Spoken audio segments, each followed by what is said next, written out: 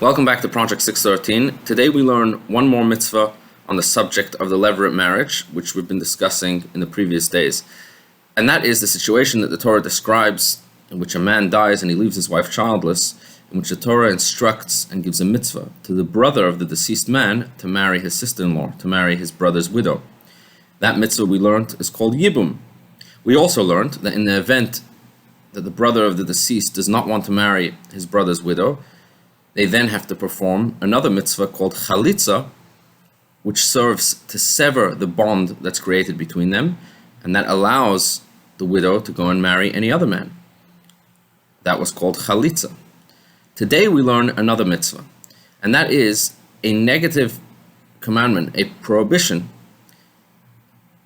that says that it is forbidden for any other man to marry this widow so long as she has not yet performed chalitza.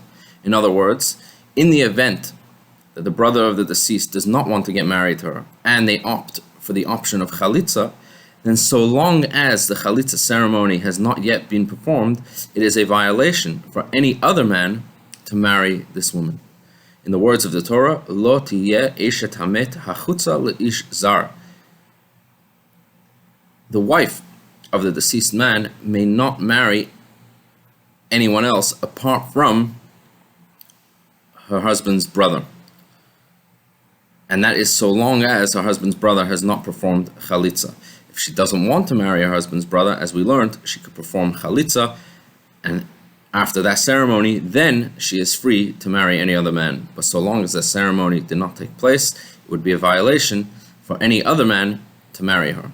And that is the mitzvah that we learned today.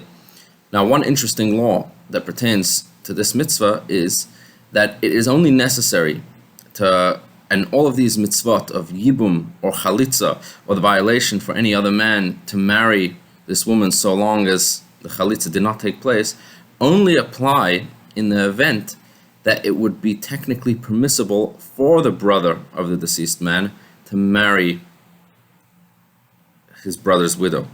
But in the event that their marriage would anyway be forbidden by a Torah violation, then none of these mitzvot apply. They, of course, do not have to get married to each other, called yibum. They also would not even have to perform the chalitza ceremony, because they, to begin with, would not even be allowed to get married. For example, say the brother of the deceased man is already married to the sister of his brother's widow.